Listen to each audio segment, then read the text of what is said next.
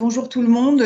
La PUR, avec la ville de Paris, a mis en place un observatoire de l'économie parisienne, en partenariat aussi avec de nombreux partenaires. Je ne les citerai pas tous, et vous pouvez tous les découvrir sur les différents documents publiés en ligne. Et donc, dans le cadre de cet observatoire de l'économie, qui a évidemment des données conjoncturelles et puis des notes sur des sujets particuliers, on a souhaité développer un volet prospectif, s'interrogeant évidemment, comme beaucoup d'entre vous, sur c'est quoi les grands sujets, c'est quoi les grandes mutations dans ces économies urbaines qui se sont construites, je dirais, à la fois au 19e, au 20e siècle et dans la deuxième moitié du 20e siècle. Et donc, pour faire ce travail de prospectif, on a développé plusieurs sujets. Donc, on a eu un sujet sur emploi et formation. Le prochain sera sur le bureau avec Ingrid Napi-Choulet. Et puis là, on a le plaisir d'accueillir Thomas Aguilera et Tom Chevalier. Ils se présenteront. Et avec eux, on avait l'idée de travailler sur cette question des inégalités. Et évidemment, les inégalités sont toujours plus importantes dans les villes. En tout cas, elles sont plus visibles, parce que je pense qu'il y a aussi des inégalités à la campagne, mais elles concernent évidemment moins de gens, donc elles sont peut-être moins impactantes. Et donc, c'est un état de l'art que vous allez nous présenter avec les évolutions de la façon de regarder ces inégalités et puis les différentes actions publiques et la pertinence de ces actions publiques. Et je sais en particulier, Tom, un volet particulier ou un angle, une façon de regarder ces sujets qui nous intéresse particulièrement à la PUR, qui est la jeunesse. Puisque l'idée, c'était aussi de regarder comment cette nouvelle génération arrive à percer ses plafonds de verre, alors que quand on regarde les chiffres sur la longue durée, on s'aperçoit qu'en fin de compte, ces inégalités sont plutôt persistantes, même si elles changent parfois de nature. Donc, je ne vais pas dire les préconisations de ces chercheurs. Je pense que ça vous obligera d'abord à tout écouter. Et ensuite, comme vous le savez, on a donc un débat de très haut niveau qui s'installe. En tout cas, c'est ce qui s'est passé la dernière fois et qui donne encore des nouvelles pistes et qui va nous permettre de continuer à travailler ce volet prospectif sous cet angle-là. Je ne sais pas, Émilie, maintenant je te passe peut-être la parole si tu veux compléter le propos. Oui, Je pense que c'est important de se donner des moments comme ça de respiration dans nos rythmes de travail qui sont denses pour écouter des signes faibles, des chercheurs, et pour arriver, nous, en relais, je dirais, faire remonter aux politiques et à l'action publique des évolutions qui permettent, je dirais, d'avancer dans une société plus inclusive, puisque c'est notre ambition commune à tous et toutes. moi, Thomas Aguilera, je suis maître de conférence en sciences politiques à l'Université de Rennes, à l'IEP, et chercheur au laboratoire à Rennes. Et moi, je suis donc Tom Chevalier, je suis chercheur CNRS aussi au laboratoire à Rennes, aussi en sciences politiques, et spécialisé du coup sur les politiques sociales de jeunesse en perspective comparée.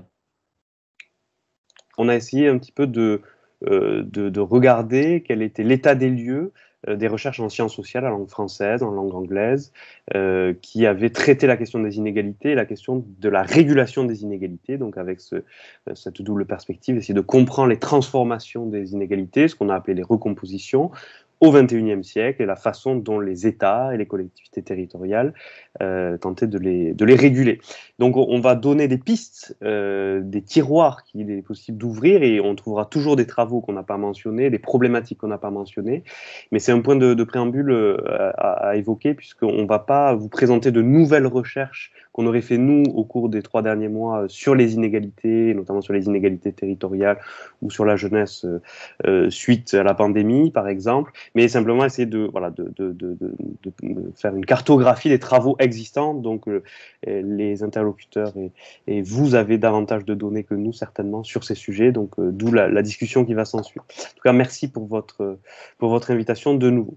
Donc l'idée de réfléchir sur les inégalités au XXe siècle nous invite avant tout à replacer la question des inégalités dans une histoire assez longue que généralement, donc Tom va le présenter, on fait remonter aussi dans la réflexion sur l'État-providence au XIXe siècle, mais en fait, des travaux assez récents sont revenus sur une histoire extrêmement longue, profonde, comme disent certains anthropologues, et donc de façon un peu provocatrice parfois, et on trouvait qu'il était intéressant de les mentionner. Donc là, un ouvrage parmi d'autres qui vient d'être traduit en français, qui revient sur une histoire longue depuis le néolithique jusqu'à nos jours des inégalités, donc avec les biais méthodologiques qu'il y a, William ait essayé de regarder à quel moment les inégalités s'accroissent dans l'histoire de l'humanité, à quel moment elles diminuent, et de façon un peu provocatrice, l'un de ses auteurs, Walter Schlegel par exemple, nous présente que ce sont les grandes crises qui sont finalement dans l'histoire les seules causes de lissage des inégalités. Donc c'est très provocateur, ça envoie aussi à des controverses, mais ces grandes crises comme les guerres, il en liste 4, les guerres, les révolutions, les effondrements d'État, les pandémies, c'est d'actualité, sont des vecteurs de lissage des inégalités. Et par ailleurs, entre ces grandes crises, les inégalités ne font que s'accroître avec les processus d'accumulation. Donc il y a notamment le capitalisme industriel dont on reparlera Tom, et les processus de civilisation qui, à rebours en fait d'une histoire bien connue, accentueraient les inégalités puisqu'elles favoriseraient la concentration des richesses au détriment de populations qui n'y ont pas accès. Donc c'est aussi intéressant de remettre notre perspective des 20 dernières années sur lequel on va travailler dans une histoire longue. Un autre ouvrage que vous connaissez très bien, paru il y a une dizaine d'années, donc celui de Thomas Piketty, qui renvoie aussi à des grandes recherches d'économie sur le temps long, qui mettaient en évidence, bien entendu, un retour quasiment inédit des inégalités, en tout cas sur le XXe siècle, dans certains pays plus que dans d'autres, et avec la mise en évidence de certains facteurs d'accroissement des inégalités, comme le patrimoine, et notamment la propriété immobilière, qui est vecteur d'accroissement des inégalités par rapport au salaire ou au revenu du travail. Donc cela est bien connu. Alors l'une des conséquences qui est différente, on va dire, de l'ouvrage précédent, c'est que les politiques publiques ont bien un rôle à jouer dans la régulation des inégalités. Dans l'ouvrage précédent, il n'est pas question, bien entendu, d'envisager des crises de ce type pour réguler les inégalités, alors qu'ici, donc, vous connaissez les débats qu'il y a eu suite à l'ouvrage. Donc, c'est toujours intéressant de se remettre dans cette histoire longue des inégalités. Comme on le rappelait dans la note, un autre point de préambule avant de rentrer dans le détail et la différenciation des inégalités sociales, il est bon de rappeler aussi que les inégalités nous renvoient à un défi, en fait, proprement politique, d'autant plus dans les démocraties, dans les régimes démocratiques. Alors, on l'avait listé dans la note, on le rappelle rapidement. Dans les travaux de sciences sociales, généralement, il y a 3-4 grandes perspectives. On peut considérer les inégalités en fait comme une conséquence structurelle du développement des capitalismes, donc là notamment sur le 19e, 20e siècle. On peut aussi considérer, des économistes ont considéré que les inégalités est un effet en fait collatéral de la croissance économique, temporaire, si possible, et ensuite que la croissance économique permettrait en fait de ruisseler, avec ce terme bien connu, et de réduire ensuite, dans un second temps, des inégalités qui avaient été provoquées par la croissance économique. Et c'est la fameuse courbe dite de Kuznets qui avait montré qu'il y avait un seuil à partir duquel les inégalités allaient être réduites grâce à la croissance. D'autres vont considérer, dans cette perspective de sciences politiques, les inégalités comme un défi, mais surtout comme un obstacle au fonctionnement des démocraties. Trop de fragmentation dans les sociétés empêche les démocraties de bien fonctionner avec des obstacles, notamment à la participation de toutes et tous, et surtout à un équilibre et au fameux faire société. Et puis, pour d'autres encore économistes, les inégalités seraient même des moteurs du développement économique, mais là aussi, il y a beaucoup de controverses. Donc, c'est un défi politique majeur pour l'État-providence. Est-il toujours en capacité de faire société, de produire des solidarités? Et pour l'action publique en démocratie, réguler une société qui se polarise, ça pose question. Alors, simplement pour mentionner un travail qui est assez connu, donc en langue anglaise, donc de 2 auteurs qui avaient proposé un ouvrage dont le sous-titre est parlant, Pourquoi l'égalité est meilleure pour tous, pour tout le monde, et avait mis en évidence des corrélations. Ils avaient créé un indicateur, vous voyez c'est en anglais en dessous, un indicateur qui renvoyait en fait à ce qu'ils appellent les problèmes sociaux, renvoyant à l'espérance de vie, à la mortalité infantile, aux homicides, etc. Un indicateur, et qui était assez fortement corrélés aux inégalités, notamment de revenus. Et donc, les problèmes sociaux, leur thèse, c'est que les problèmes sociaux s'accroissent dans les sociétés où il y a plus d'inégalités des revenus. Leur conclusion étant que plus il y a d'inégalités, plus il y a de problèmes sociaux, plus c'est difficile pour des États et pour des régimes démocratiques de réguler ensuite ces sociétés. Donc, c'est une corrélation. Le livre avait aussi fait grand bruit, donc, notamment aux États-Unis. Donc, c'est aussi une réflexion sur... On parle d'inégalité, mais l'égalité aussi en tant qu'horizon asymptotique finalement des politiques publiques en démocratie, ce n'est pas un vain mot. Alors, ces grandes préambules historiques étant effectuées, on peut revenir de façon un peu plus rigoureuse sur l'idée que les inégalités en fait ont plusieurs facettes, et dans les travaux de sciences sociales au sens large, sciences politiques, sociologie, économie, anthropologie, géographie, même droit, on retrouve en fait plusieurs critères des inégalités, donc bien entendu des inégalités socio-économiques auxquelles on pense assez rapidement. Donc on peut utiliser des variables comme le revenu, le patrimoine, catégorie socio-professionnelle ou encore le diplôme. Et généralement, on utilise cet indicateur qu'on évoque, l'indicateur de Gini, coefficient de Gini, qui permet de mesurer en fait les inégalités. Il me l'a quand même coupé. Une inégalité de revenus. Donc ça, c'est assez connu. Et puis, en fait, derrière, il y a toute une palette de travaux qui vont évoquer d'autres types d'inégalités, des inégalités sociales. Et donc, dans ce cas-là, on prend en compte, donc, comme si le rappelle Nicolas Duvou, une perspective plus large, plus historique, et qui renvoie à des rapports de force, des rapports de pouvoir, et également au traitement de ces inégalités, des inégalités socio-spatiales, on en reparlera tout à l'heure, territoriales, ça dépend comment on envisage ces inégalités, des inégalités environnementales, dont on parle beaucoup depuis une quinzaine, vingtaine d'années, des inégalités politiques également, de santé bien entendu, et puis aussi, on en a beaucoup parlé au cours des divers confinements, et Tom le rappellera en conclusion, des inégalités plus subjectives de perception. Là, on peut renvoyer là encore aux travaux de Nicolas Duvou, entre autres, qui reviennent sur cette idée de pauvreté subjective, d'insécurité sociale, de vulnérabilité. On a d'autres moyens de parler d'inégalités, même si elles ne sont pas objectivées en termes socio-économiques, comme l'a rappelé la récente publication d'une note de l'INSEE. Donc, plusieurs types d'inégalités qui peuvent bien entendu se croiser et se cumuler sur certaines populations, notamment les populations les plus diminuées, les plus discriminées, les plus exposées à divers risques. Et donc, on retrouve beaucoup de ces arguments assez classiques maintenant en sciences sociales. Donc, on les rappelle, hein, ce ne sont pas forcément les notes, mais l'idée qu'il y ait bien une recomposition des inégalités à la croisée des 20e et 21e siècles, ça ne veut pas dire accroissement sur tous les critères qu'on vient d'évoquer. En fait, il y a des inégalités qui s'accroissent dans certains domaines, qui diminuent dans d'autres. Et donc, en fait, c'est plutôt des recompositions, mais on constate quand même malgré tout une concentration de richesse dans des petits fragments de population, et notamment, encore une fois, avec la question du patrimoine et la question de l'immobilier qui est majeure dans nos sociétés occidentales notamment. Et également, tout ça doit être relu à l'aune des fragmentations territoriales. En termes de régulation, on va le rappeler rapidement.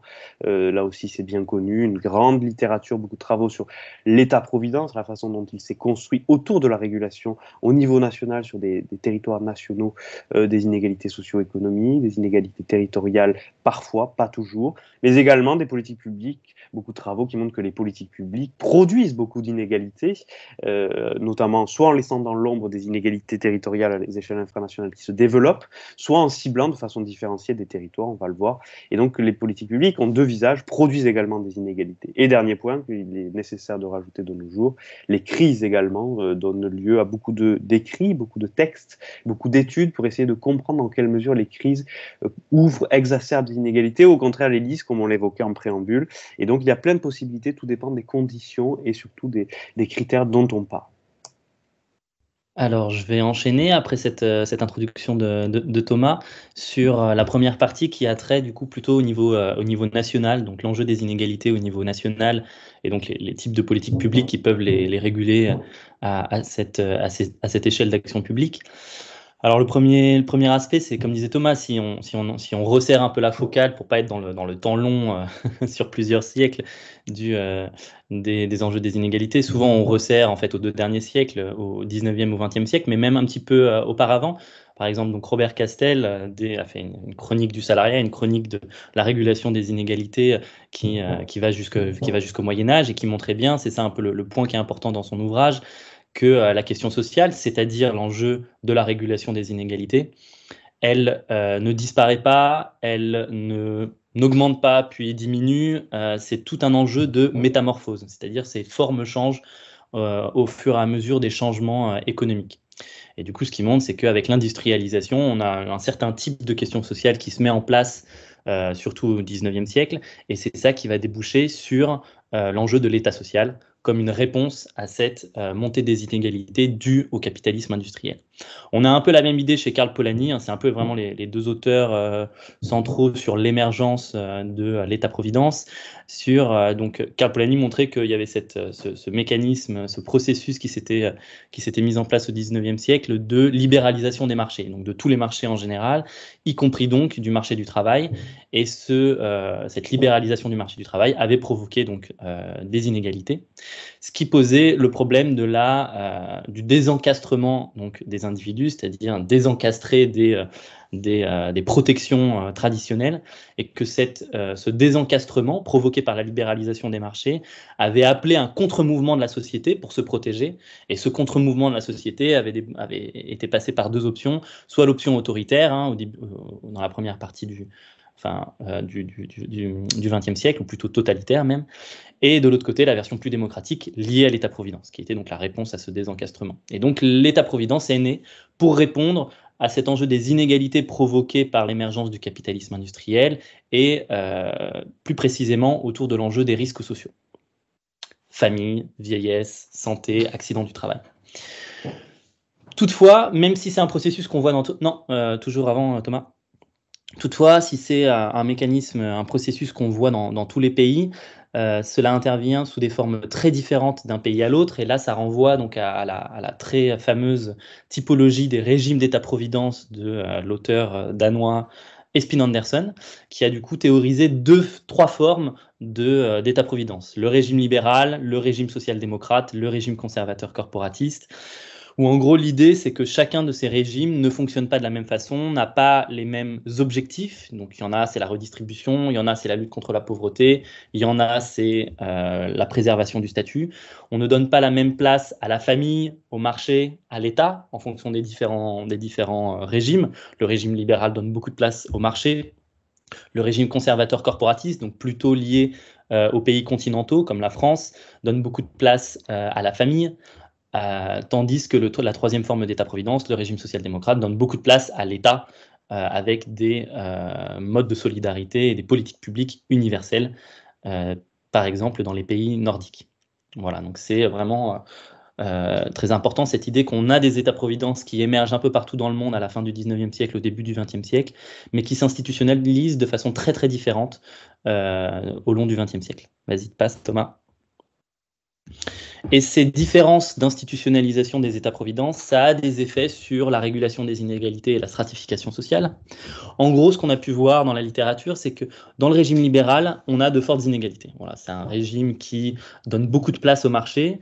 L'État n'est ici, donc par exemple aux États-Unis, hein, typiquement, l'État n'est vraiment ici que pour, et les politiques sociales ne sont là que pour vraiment, de façon résiduelle, proposer un filet de sécurité uniquement pour ne pas tomber dans l'extrême pauvreté, mais du coup les inégalités peuvent être très importantes.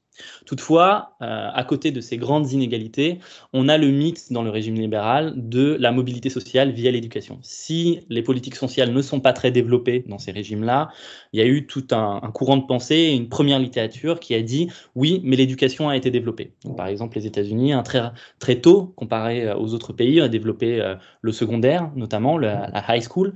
Et donc, il y avait cette idée que, d'accord, on ne fait pas beaucoup de politique sociale, mais grâce à l'éducation, on a de la forte mobilité sociale. Donc, ça veut dire on peut changer de classe sociale comparé à la classe sociale de ses parents, même si les inégalités restent importantes. En réalité, ce n'est pas ce qu'on va voir hein, sur les derniers travaux sur le sujet. En réalité, de fortes inégalités vont avec une faible mobilité sociale. Voilà, c'est pratiquement impossible d'avoir de fortes inégalités avec une mobilité sociale importante. C'est ce qu'on a appelé dans la littérature la courbe de Gatsby. Voilà. Au bout d'un certain niveau d'inégalité, la mobilité sociale devient pratiquement impossible. Ensuite, on a le régime conservateur corporatiste, où là, on a de faibles inégalités, hein, donc c'est tous les pays continentaux comme la France, mais on a aussi une faible mobilité sociale, car le régime d'État-providence est structuré autour du statut. Voilà, donc c'est vraiment la préservation du statut. Donc on limite les inégalités, mais ensuite, pour changer de classe, pour changer de profession, c'est très compliqué. Et enfin, le régime social-démocrate, qui est donc le régime où, grâce à ces politiques universelles de protection sociale notamment, on a de faibles inégalités, mais avec une très forte mobilité sociale, grâce à l'importance, pour le coup, d'une éducation un peu plus égalitaire. Tout ça, ça a développé sur l'idée très importante dans la littérature du paradoxe de la redistribution. Et ça, c'est quelque chose sur lequel j'aimerais insister, parce que le paradoxe de la redistribution, c'est cette idée que quand on pense réduction des inégalités, on pense stratégie Robin des Bois. C'est-à-dire, on taxe les plus riches et on donne aux plus pauvres. Or, ce qu'on a vu historiquement, c'est que les pays qui ont développé ce type de stratégie, qui ont inventé, par exemple, la fiscalité progressive ou couplée avec donc, les prestations sous conditions de ressources pour les plus pauvres, ce sont les pays où les inégalités sont en réalité les plus importantes. Et c'est ça le paradoxe de la redistribution, par exemple aux États-Unis. Et la littérature, pour répondre à ce paradoxe, en réalité a montré que les prestations universelles, c'est-à-dire les prestations qui n'ont pas pour objectif de faire une stratégie Robin des Bois, je taxe les plus riches pour donner aux plus pauvres, ceux qui donnent à tout le monde sont en réalité beaucoup plus efficaces en termes de réduction des inégalités. Pourquoi ? Parce qu'en donnant à tout le monde, du coup, ça inclut les classes moyennes. Et les classes moyennes sont absolument centrales parce que les classes moyennes, elles paient. Mais si elles ne bénéficient pas des prestations, il peut y avoir en fait du ressentiment à l'égard de l'État parce que donc, elles vont payer, mais elles ne vont pas recevoir. Et donc, avec le temps, le soutien aux politiques sociales diminue dans la population et donc le budget alloué à la redistribution s'étiole comme peau de chagrin. Alors que quand on a des prestations universelles, le soutien de la population générale est très très fort et donc ça permet de lever beaucoup d'argent et d'abonder budgétairement de façon très élevée les politiques sociales, ce qui permet de réduire, en fin de compte, de réduire beaucoup plus efficacement les inégalités. Voilà. Ensuite, il y a l'importance de la fiscalité, malgré tout, qui est important. Il faut regarder d'un côté les dépenses qui peuvent être importantes en matière d'État-providence, c'est ce dont j'ai parlé là. Les types de prestations sont importantes pour réduire les inégalités. Mais il y a aussi l'enjeu des prélèvements obligatoires. Et là, la littérature plus récente, par exemple les travaux de Michael Zemmour, ont montré que, et de Thomas Piketty bien sûr, ont montré que la fiscalité était aussi importante, évidemment, pour réduire, aux côtés du budget alloué aux dépenses sociales, était importante pour réduire les inégalités, notamment ou bien la progressivité de l'imposition. Donc c'est plutôt ce sur quoi insiste Thomas Piketty, mais aussi, c'est ce que montre Michael Zemmour, le niveau du taux d'imposition. Voilà, même si on n'a pas de progressivité, mais que le niveau du taux d'imposition est assez élevé, ça permet tout de même de réduire les inégalités. Voilà, je passe sur la fiscalité, sur la consommation, parce que j'ai déjà beaucoup parlé. Vas-y Thomas.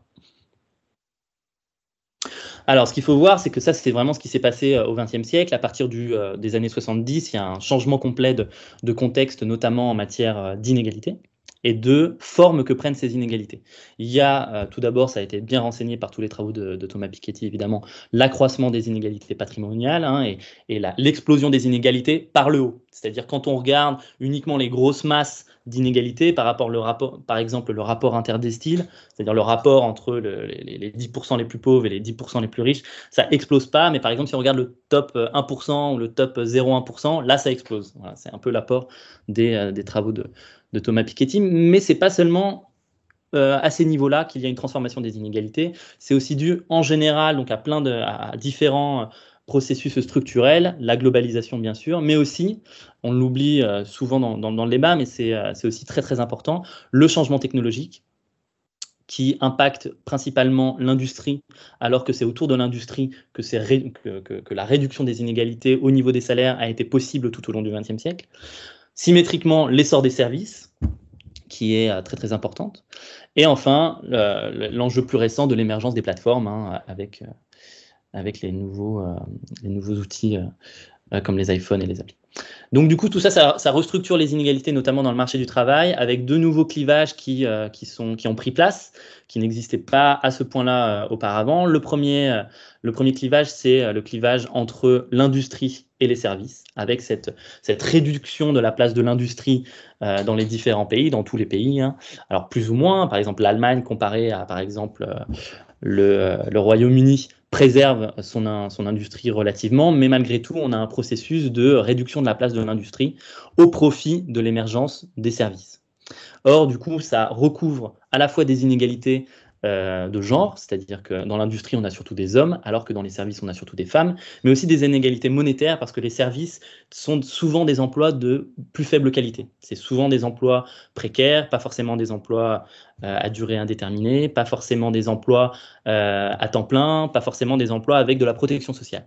Et donc, ça accroît les inégalités à ce niveau-là. Et ensuite, le deuxième clivage qui émerge de façon de plus en plus pressante, c'est le clivage lié au niveau de diplôme. Et là, c'est par exemple toutes les idées, par exemple, que développe Clément Carbonnier, Nathalie Morel, Bruno Palier, sur l'enjeu des cerveaux et des servants, des domestiques. C'est-à-dire qu'on a un nouveau clivage qui se met en place, voilà, avec tous ceux qui vont dans l'enseignement supérieur, qui vont avoir un haut niveau de diplôme et qui vont pouvoir être très productifs, avoir des emplois de qualité, etc., etc. Et face à ça, on a l'essor des services à la personne, peu qualifiés, qui permettent du coup à ces cerveaux d'être des cerveaux, puisqu'il faut bien qu'il y ait quelqu'un qui s'occupe de leurs enfants quand ils vont travailler, et donc c'est lié à l'émergence notamment des services à la personne. Et enfin, l'importance de la transformation du cours de vie. Donc là, c'est tout ce qu'on a appelé dans la littérature les nouveaux risques sociaux. Donc, les risques sociaux traditionnels, c'était ce que je disais, la famille, la vieillesse, la santé, maladies professionnelles, etc. Là, on a aussi depuis les années 70 donc de nouveaux risques sociaux liés à la dépendance, par exemple, pour le 4e âge, à l'égalité homme-femme, évidemment, et enfin, donc c'est l'enjeu sur lequel je suis plus particulièrement spécialisé, les enjeux de jeunesse, de transformation du cours de vie qui fait que les risques sociaux comme la pauvreté, le chômage, l'emploi précaire se concentrent sur cette période de la vie de la jeunesse, entre donc l'enfance et l'entrée dans l'âge adulte de façon statutaire, c'est-à-dire l'accès à l'emploi indéterminé, grosso modo. Et pour finir, je crois que j'ai un dernier slide, Thomas, et après je te laisse la parole. Donc il faut imaginer un nouvel État-providence, puisque les inégalités se transforment, il faut imaginer de nouveaux modes de régulation, de nouveaux types de politiques sociales. Et là, ce qu'il faut voir, c'est que, et c'est l'importance donc, de ce petit tableau que je voulais vous mettre que je voulais mettre en avant, c'est qu'il ne faut pas penser que les inégalités peuvent être régulées ou réduites ou combattues avec un instrument d'action publique magique. Voilà, ce n'est pas parce qu'on va faire telle ou telle uniquement politique sociale que ça va réduire tous les problèmes.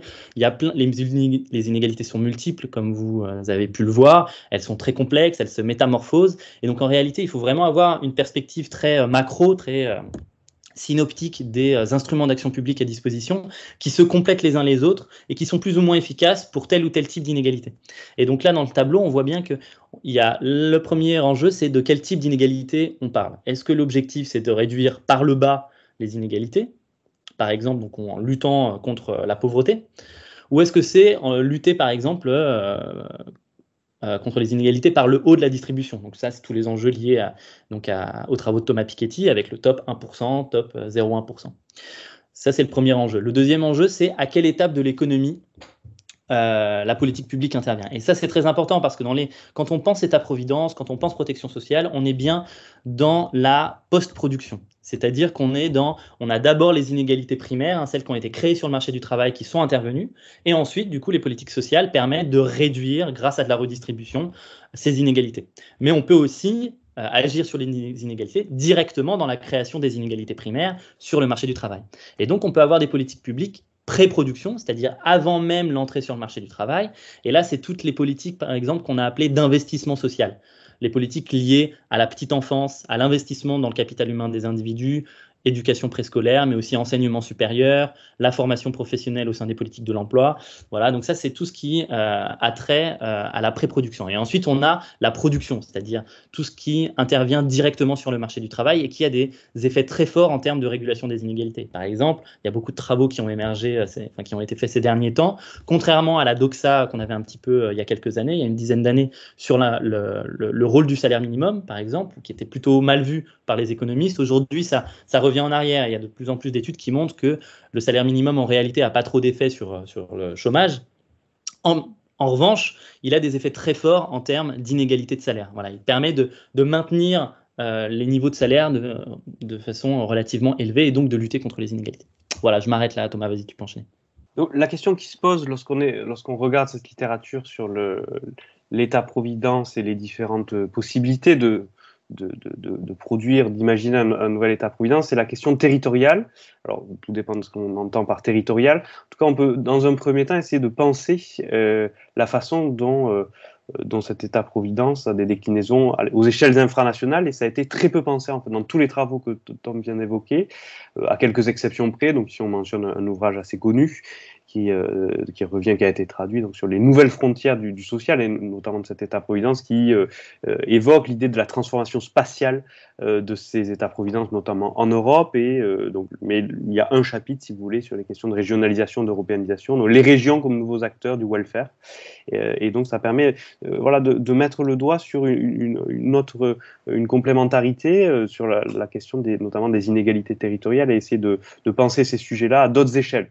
Alors il y a plusieurs façons de le penser qui ont été pensées dans la littérature. On a essayé de regrouper des grandes thématiques très connues pour les chercheurs qui travaillent en sociologie de l'action publique et également pour les acteurs, mais ce sont des façons de repenser ces questions d'inégalité et de régulation des inégalités. Alors déjà on peut s'interroger donc sur dans la littérature anglophone notamment a émergé cette idée d'un local welfare, la façon dont l'État-providence pouvait se localiser, se décliner à des échelles plus locales, mais aussi on peut penser de façon un peu plus complexe la combinaison de trois types de processus que vous connaissez très, très bien, qui renvoient à la territorialisation des politiques publiques, évoquée dans les travaux en sciences politiques depuis les années 80-90, la décentralisation bien entendu, avec de nouveaux centres politiques qui vont prendre en charge ces enjeux de welfare et mettre en place des dispositifs de régulation, et bien entendu tous les travaux sur la gouvernance territoriale ou dite multiniveau, qui permettent de penser un petit peu à la fois des dimensions verticales et horizontales, la multiplication d'acteurs, du type d'acteurs, privés, publics, associatifs, citoyens, mais également à différentes échelles, européennes, nationales, régionales, locales, métropolitaines, voire des quartiers. Donc là, la littérature est très riche sur ce sujet-là, et on peut les ranger dans ces trois cases, dans ces trois dynamiques-là, et bien entendu, tout ça se combine. Un enjeu qu'on a évoqué dans la note, on se permet de le rappeler ici, qui aurait pu être un enjeu un peu transversal à tout ce que l'on raconte, au-delà des inégalités territoriales, puisqu'on parle d'inégalités et de régulation, et donc de politique publique, c'est ce double visage. D'un côté, les politiques publiques, comme vient de l'évoquer Tom, donc depuis les 2 derniers siècles, tentent de rééquilibrer des inégalités, des territoires ou des groupes sociaux, en affectant des ressources, en redistribuant des ressources. Donc au niveau territorial, ça a donné, on a appelé dit keynésianisme véritable, c'est-à-dire d'essayer de rétablir des équilibres entre régions avec différents types de politiques. Mais d'un autre côté, les politiques publiques produisent de la différenciation. Et ça, c'est aussi une constante que l'on retrouve dans tous les travaux de sciences politiques, de sociologie. D'un côté, comme on l'a dit, les politiques nationales de les inégalités de redistribution ont pu laisser dans l'ombre certains enjeux, donc par exemple la question de l'école, notamment en France, avec l'idée d'une intervention unifiée et républicaine sur tout le territoire, et donc ce qui a pu donner lieu au développement d'inégalités, comme l'a montré dans son livre Claire Dupuis. Également des retraits sur certaines politiques sectorielles, que ce soit l'hôpital, la justice, l'armée par exemple, avec en fait des politiques de retranchement depuis les années 90 partout en Europe des services publics de l'État. Et donc qui laissent des territoires donc vides de services publics dans certains cas, avec dans d'autres cas une concentration de services publics, et puis également des transformations depuis les années 80-90 bien connues sur la mise en concurrence de territoires, notamment via des dynamiques d'appel à projets ou également de métropolisation qui sont également bien connues. Donc ce double visage, à la fois les inégalités territoriales et tente de réduire. Et donc là aussi on peut réfléchir, on a essayé de retrouver des traces sur la question de la crise, des effets de la crise économique, ou sur la question des villes, bien entendu, des territoires urbains, avec une exacerbation des inégalités dans les villes où on retrouve de pauvreté, mais aussi les territoires les plus riches. Et puis tout dépend de quel pays on parle. Est-ce qu'on est en France, est-ce qu'on est dans d'autres, est-ce qu'on est au Royaume-Uni, en Europe ou aux États-Unis? Donc là aussi les débats sont relativement vifs en sciences sociales, et également les débats publics qui renvoient à des processus de fragmentation. Et là aussi il faudrait différencier selon les échelles et les pays. La littérature a montré qu'en Europe, lorsqu'on compare au niveau international, en Europe, les urbains et régionaux, locaux, de façon générale, ont une capacité de régulation pour contenir ces inégalités, même si elle est forte par rapport au reste. Donc tout cela est bien présent dans la note, les enjeux de ségrégation et de gentrification. On peut en revenir revenir sur ces enjeux si vous le souhaitez lors de la discussion. Et puis, question bien entendu sur les vous êtes plus pertinent que nous, sur la grande question de ce début du XXIe siècle pour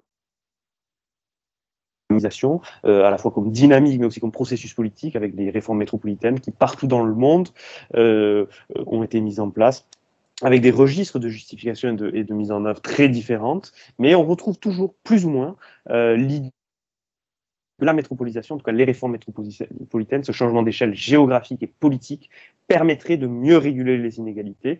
Point d'interrogation, il y a beaucoup de débats. Ce n'est pas parce que le périmètre s'agrandit que la coordination d'acteurs est plus aisée et que les dispositifs de régulation des inégalités sont plus effilés. Donc là, point d'interrogation, mais peut-être que la discussion permettra de revenir sur ces éléments, avec d'un côté des critiques très fortes qui ont émergé dans les années 2010 contre les métropoles. Vous connaissez peut-être cet ouvrage, mais il y en a beaucoup d'autres, de Guillaume Faverel, donc contre les métropoles. On peut conclure sur les inégalités dans la période Covid. Voilà, qu'est-ce qui a pu provoquer cette pandémie de Covid-19 sur les inégalités?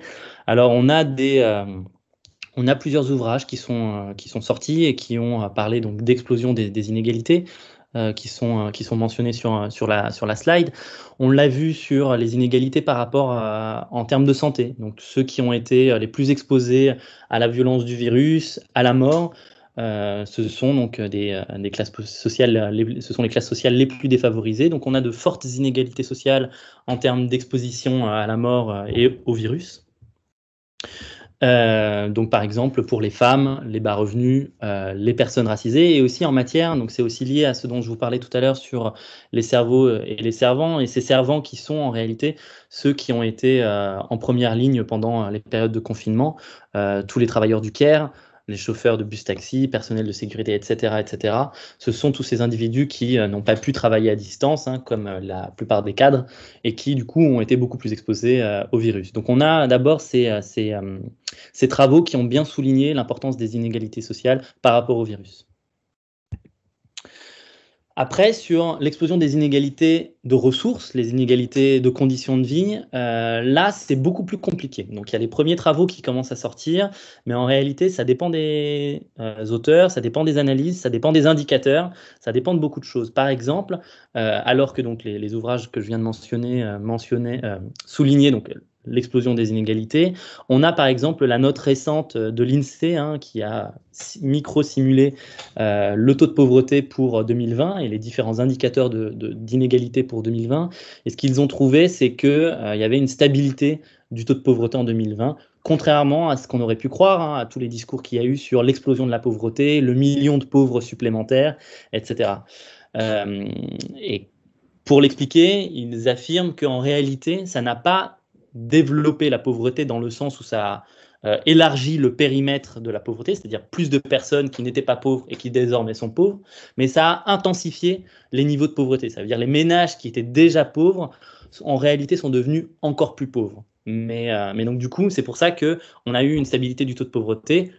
Après, du coup, dans la pauvreté, il y a des différences d'intensité et c'est là où ça a pu bouger. Ensuite, il y a eu l'importance quand même des mesures. La plupart des travaux qui sortent là, de l'INSEE ou de l'adresse montrent quand même qu'il y a eu beaucoup de mesures, mine de rien, de soutien aux revenus, sur le chômage partiel, etc., qui ont pu maintenir malgré tout les niveaux de revenus, contrairement à ce qui s'était passé en 2007. Donc les effets de la crise sont beaucoup moins forts que ce qui s'était passé en 2007-2008, par exemple. Malgré tout, il y a d'autres indicateurs. Par exemple, si on regarde les indicateurs subjectifs, parce que du coup, on peut se poser la question, pourquoi on a cette stabilité des indicateurs monétaires, alors que tout le monde pense qu'il y a une explosion des inégalités dues au Covid, etc. Et effectivement, quand on regarde les indicateurs subjectifs, on a une dégradation. Donc, on a par exemple l'INSEE qui a montré qu'il y a un quart des ménages, c'est énorme, qui déclarent une dégradation de la situation financière avec le confinement. Et on a aussi, alors ça c'est les premières données de l'Observatoire de la vie étudiante qui viennent de sortir, on a un tiers des étudiants qui a déclaré des difficultés financières avec le confinement. Voilà, donc on a quand même des choses qui se passent quand on regarde d'autres indicateurs, mais avec une forte volatilité dans le temps, parce que ça, vous le voyez, les derniers indicateurs, c'est les indicateurs pendant le confinement, et donc ça s'est vraiment augmenté, ça a baissé sur l'année 2020 au gré des confinements et des couvre-feux. Ce qu'on peut dire, c'est qu'il y a un renforcement des tendances à l'œuvre. Alors, c'est un peu tôt peut-être pour dire, du coup, est-ce qu'il y a explosion ou pas, mais il y a un renforcement des tendances à l'œuvre puisqu'on a une forte hétérogénéité sociale, c'est-à-dire donc, ceux qui étaient déjà en difficulté sont devenus de plus en plus en difficulté. C'est un peu l'idée, voilà.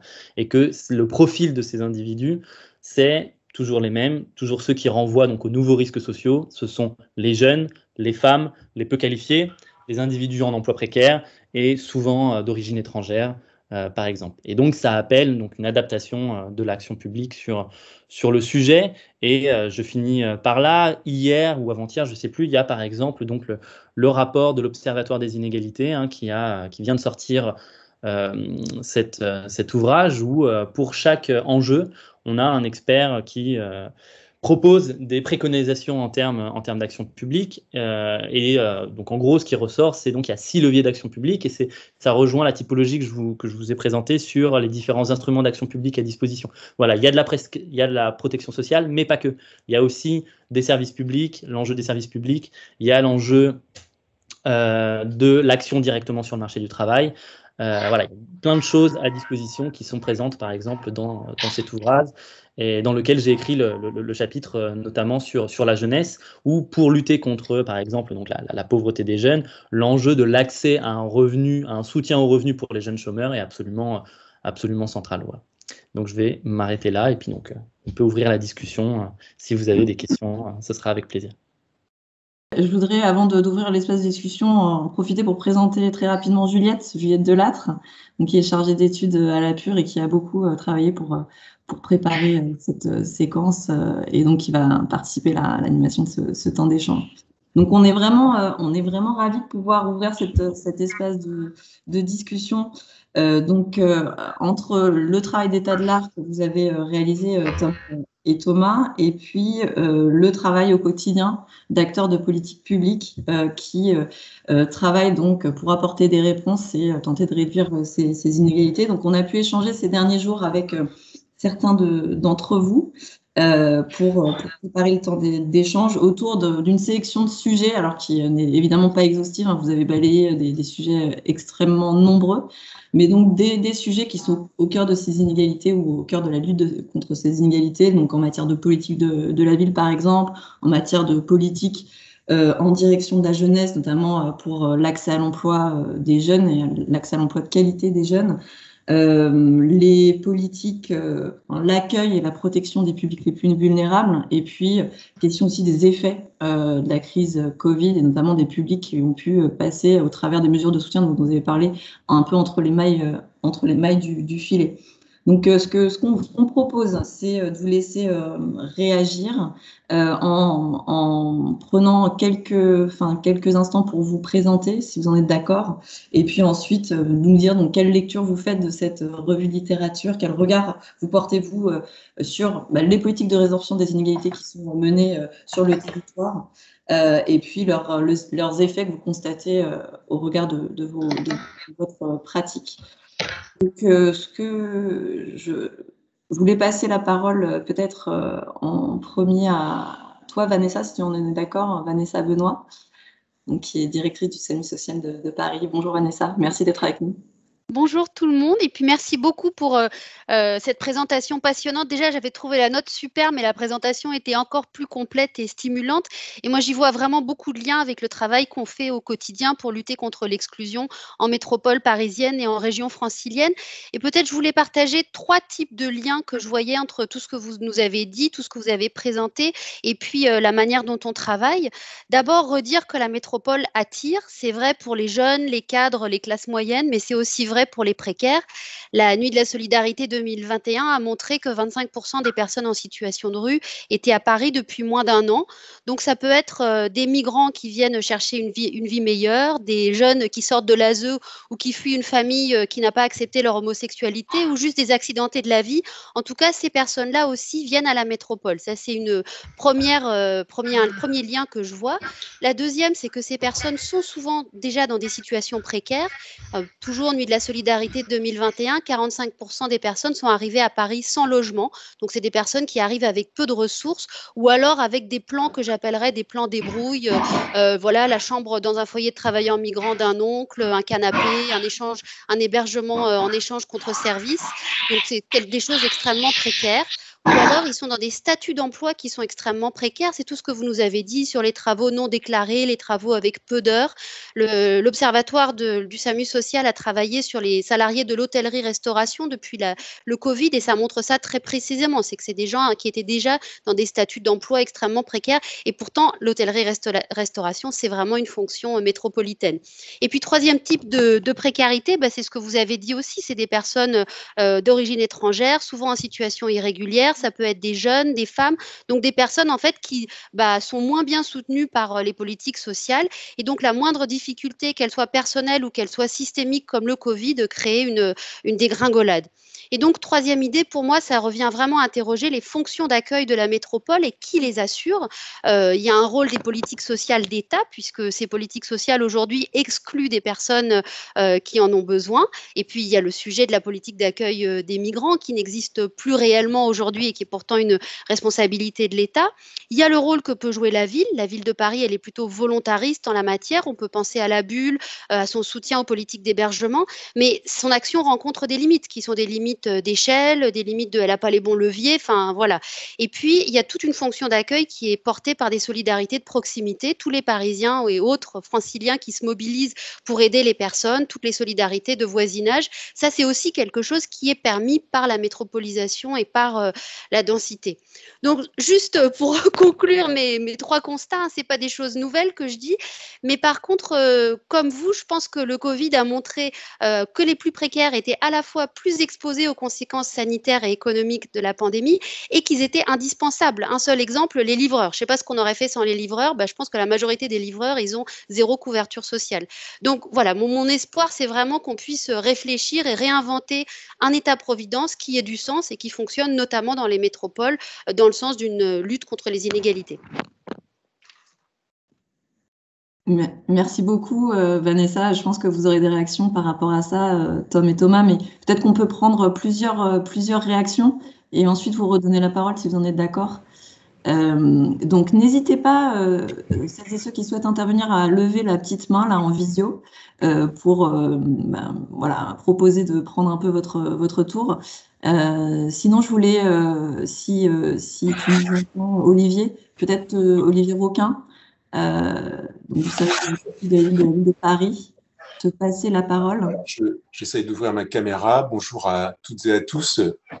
Pendant que j'ouvre ma caméra, je me présente, Olivier Roquin, je suis responsable du service politique de la ville à Paris. Et alors, compliqué de réagir par rapport à la densité d'informations que vous avez apportées, mais je vais essayer d'apporter en tout cas un éclairage à partir de ma pratique professionnelle et dire qu'effectivement, nous, en intervenant à l'échelle des quartiers parisiens, les quartiers les plus populaires, quartiers politiques de la ville, qui sont quand même importants, et on bat aussi une idée un peu en brèche, comme quoi Paris c'est une ville riche, mais c'est aussi une ville qui accueille des populations très défavorisées. Et les quartiers politiques de la ville à Paris, la Pure le sait bien, puisqu'il nous accompagne dans les travaux depuis de nombreuses années, c'est pas moins de 17% de la population. Donc c'est considérable. 365 000 habitants habitent un quartier, soit en politique de la ville, soit un quartier politique de la ville en veille active. Et c'est un peu ce que vous avez décrit tout à l'heure, hein, cette population de servants qui réside au sein de ces quartiers, pour une très grande partie d'entre eux, composés d'un habitat social et à 90%. Donc là aussi, sur les phénomènes de gentrification que vous avez un peu ouvert dans la note que vous nous avez transmise, nous, on est quand même très interrogatif par rapport à ces tendances. On pourra peut-être y revenir. Ce qui me semble, je vais faire un peu le même exercice que Madame la directrice du SAMU social. Ce qui me semble intéressant, c'est de donner à voir aussi les marqueurs. Qu'est-ce qui fait vraiment la différence entre ces quartiers et le reste de la ville de Paris? Principalement 3 marqueurs. Évidemment, les revenus, des foyers à revenus modestes, voire pauvres. des foyers, des familles monoparentales. Et là, c'est un indicateur qui est très clivant par rapport au reste de la ville de Paris. On a énormément une densité de familles monoparentales très importante dans ces quartiers, et évidemment avec tous les risques et la fragilité économique que ça implique. Et puis, vous les avez cités, mais évidemment, une proportion de population d'origine étrangère, là aussi très importante. Ça, c'est les trois. La crise, elle a effectivement confirmé les tendances. Hein. On n'est pas sur un élargissement de la pauvreté, mais on est bien sur une intensification de celle-ci. Et c'est évidemment des personnes qui ont perdu leur job, et souvent des jobs précaires, voire des jobs noirs, donc pas de couverture derrière. Ils n'ont pas tous bénéficié des mesures gouvernementales à leur encontre, parce qu'ils n'étaient pas tous en situation de pouvoir le faire. Donc ça, on a vraiment, et moi, ça fait 20 ans que je travaille dans la politique de la ville, et j'ai été saisi de voir des gens qui n'avaient plus d'argent pour se nourrir. Ça a été vraiment un choc. Et là, on a participé, on a travaillé avec l'urgence alimentaire pour effectivement permettre aux gens d'accéder à la nourriture. Donc, vous avez vu tous les uns et les autres ces images avec ces files d'attente dans les quartiers en allant chercher son colis. Donc ça a été vraiment un élément très fort. La fragilité des liens avec les institutions. Et on a vu effectivement un nombre de jeunes prendre de la distance avec les établissements scolaires. On a travaillé très en lien avec l'éducation nationale, notamment sur la première période de confinement, où l'éducation nationale sur Paris, dans un sondage qui a été fait en direct, avait recensé pas loin de 3500 enfants en REP qui avaient pris de la distance avec l'école. Soit plus de nouvelles du tout, soit des liens difficiles. Donc derrière tout ça, c'est l'accès au droit, c'est les questions numériques, qui ressemblent un petit peu aussi à l'acquisition de la langue. Et puis le dernier élément, mais qu'on supputait, mais qui a été vraiment une révélation, c'est le nombre de situations d'isolement social importantes qui se sont faites de jour dans ces quartiers, et notamment des quartiers qui vieillissent et des personnes qui vieillissent de façon dans des conditions de précarité parfois extrêmes. Voilà, donc pour donner un peu une image et dire que ça, c'est la réalité quand même d'un grand nombre de situations vécues, rencontrées par les Parisiens. Peut-être vous apporter, alors l'action politique de la ville, vous pas avoir à apporter un regard sur la façon dont on agit et les questions qu'on peut se poser. Déjà, enfin, je pense que les uns et les autres, vous avez pu prendre connaissance ces 30, voire dernières 40 années dernières des différents audits, des rapports qui sont produits sur la politique de la ville et qui donnent à voir une politique qui est en échec, mais il me semble, d'une part, déjà, que si la politique de la ville est un échec, c'est avant tout quand même l'échec de l'ensemble des politiques publiques. Hein, c'est l'échec de l'école dans ces quartiers, c'est l'échec de la politique de l'emploi, c'est l'échec peut-être de la mixité urbaine, etc. Et puis, il me semble pour conclure à l'échec de la politique de la ville, il faudrait qu'on soit aussi bien appareillé d'un point de vue statistique, et on regarde rarement les quartiers en dynamique. Et ça, c'est une vraie difficulté qu'on a, parce que c'est tout à fait naturel et c'est même rassurant que les quartiers en politique de la ville soient habités principalement par des personnes aux revenus modestes, par des personnes qui sont pauvres, qui ne pourraient pas trouver de logement ailleurs. C'est la fonction même des quartiers d'habitat social. Et pour conclure à l'efficacité de la politique de la ville et des politiques sectorielles qui sont engagées sur ces territoires, il faudrait effectivement pouvoir se donner les moyens de les mesurer en termes de dynamique, voir quels sont les parcours de vie et conclure ou non à l'efficacité de ces politiques en termes d'ascenseur social. Voilà, ça c'est une réflexion que je pose, et c'est un peu celle de la méthodologie et de l'appareillage statistique. Je vais peut-être m'arrêter là, j'avais d'autres choses à dire, notamment j'aurais bien aimé évoquer la notion d'égalité des chances. Qui vise effectivement, alors ça renvoie à vos questionnements ou à vos réflexions sur le capital humain, l'investir sur le capital, mais nous on est beaucoup dans l'approche de la politique de la ville est effectivement beaucoup dans le renforcement, dans la qualification de l'environnement institutionnel. Je si je prends l'exemple de l'école, c'est toutes ces politiques autour de l'entrée des enfants dès 2 ans, de scolarisation des enfants dès 2 ans dans certains quartiers, c'est le dédoublement des CP, CE1 en REP, c'est des actions d'accompagnement à la scolarité renforcées, c'est l'accès pour les habitants, les jeunes habitants des quartiers petits de la ville aux grandes écoles, etc. Donc, bon, on pourrait peut-être effectivement, voilà, je suis intéressé d'avoir un échange, en tout cas sur la question, sur la notion d'égalité des chances, et je m'arrête là parce que je pense que j'ai été peut-être un peu trop long et je m'en excuse. Merci, merci Olivier. Je vois que Marie-Jocelyne Hérault, vous êtes connectée. Oui. Je vais intervenir et peut-être prendre la suite. C'est vrai qu'on se pose la question vous êtes responsable du service RSA de la DAZES, et donc notamment des nouveaux publics, des nouveaux profils de bénéficiaires du RSA. Ils peuvent finalement apporter des éléments de compréhension des effets de la crise Covid, notamment sur les métiers de la pauvreté. Oui, tout à fait. Merci de nous avoir invités. La note et l'intervention, la présentation de ce matin nous a intéressés par rapport à l'intervention par le bas, par les politiques publiques de lutte contre la pauvreté. Quand le plan parisien de l'insertion par l'emploi a été mis en place, il avait été prévu de lancer une étude de cohorte sur les allocataires du RSA sur 2 ans. Le Covid a rendu cette demande encore plus urgente, et donc cette étude menée par l'Observatoire social et la CAF a été lancée à partir du printemps sur les publics demandeurs de RSA qui sont rentrés dans le dispositif à partir de septembre 2020, c'est-à-dire au moment du déconfinement progressif. Donc, c'est une étude qui porte sur 1500 allocataires qui seront interrogés sur une durée de 2 ans. Ce que peut déjà dire la première vague d'analyse, c'est qu'on a un public jeune, 42% ont moins de 30 ans, avec aussi un public âgé, puisque 7% ont 60 ans ou plus.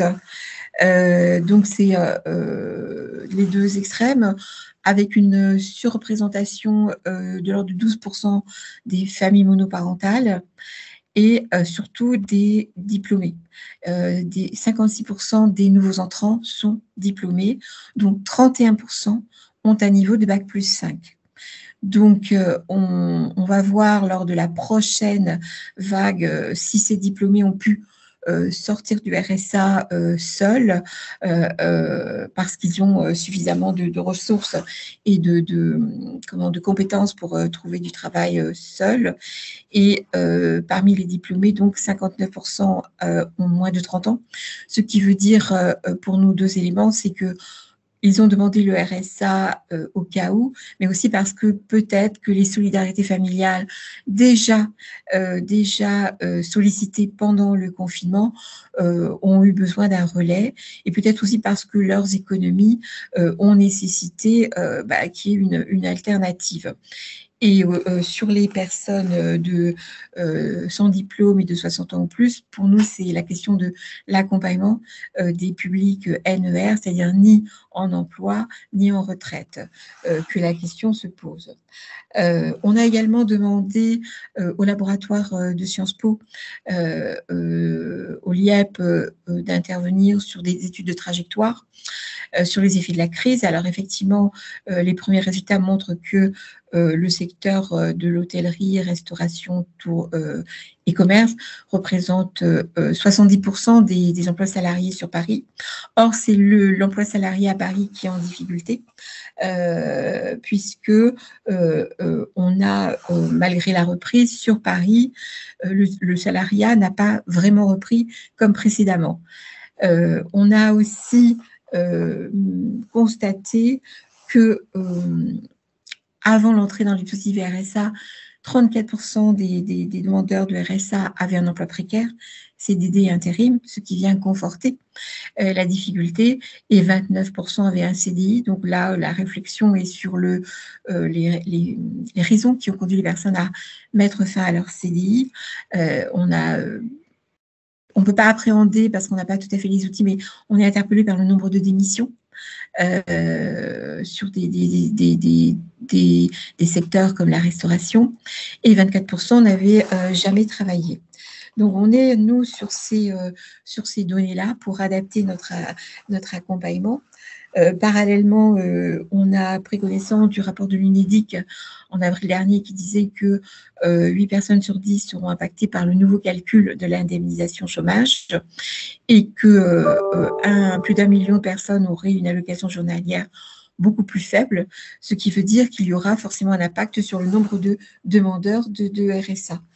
Ce qu'on a pu constater, c'est que effectivement, le RSA, même s'il est en dessous du seuil de pauvreté, il a joué un rôle de filet de sécurité pour certaines personnes en tant qu'allocation, mais aussi avec les droits connexes qui sont liés, à savoir la gratuité des transports et des tarifs préférentiels et la couverture maladie et la complémentaire.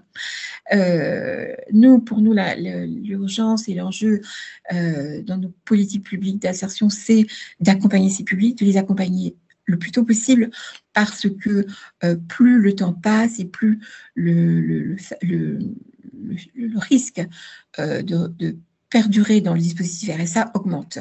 Donc, il faut, dans les 18 mois, mettre en place une stratégie de sortie par l'insertion ou par l'emploi. Et dans la note sur le rôle de recentralisateur sur les politiques d'insertion, on ne peut pas, je sais qu'il sans doute il y a un participant de la Seine-Saint-Denis. La Seine-Saint-Denis a accepté de signer une convention avec l'État pour recentraliser le RSA, c'est-à-dire pour dégager, distinguer le couple allocation et accompagnement. Donc, dans les données qu'on avait eues, c'est que la Seine-Saint-Denis avait été lourdement touchée par la crise économique et par le Covid, que c'était un des départements les plus pauvres de la France métropolitaine et qu'elle avait un nombre d'allocataires depuis plus de 5 ans de l'ordre de 44%. Donc, c'était quand même important.